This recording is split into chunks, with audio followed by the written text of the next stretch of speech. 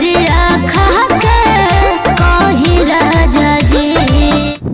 भाई लोग नमस्कार, आप लोग देख रहे हैं भोजपुरी मीडिया। तो पहले आप लोग को बता रहा हूँ, खेसारी लाल यादव जी का फिल्मची चैनल से आया था एक मूवी, जिस मूवी का नाम था दुल्हन वही जो पिया मन भावे, और 8 महीने में 100 मिलियन क्रॉस हो चुका है। और हालांकि यूट्यूब से भी हट गया था वो मूवी, और काफ़ी डिमांड के बाद ये मूवी आई थी। अब यूट्यूब पर 100 मिलियन से भी क्रॉस हो चुका है। आप लोग को मैं दिखा रहा हूँ स्क्रीनशॉट पे।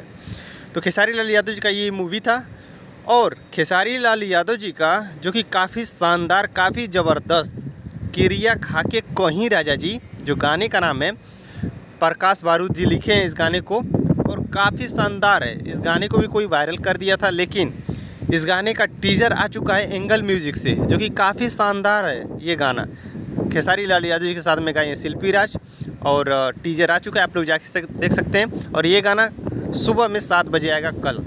तो फिलहाल यही अपडेट है। अपडेट कैसा लगा कमेंट बॉक्स में ज़रूर बताना। वीडियो को लाइक करना, शेयर करना, चैनल पे पहले बार है तो चैनल को सब्सक्राइब जरूर करना।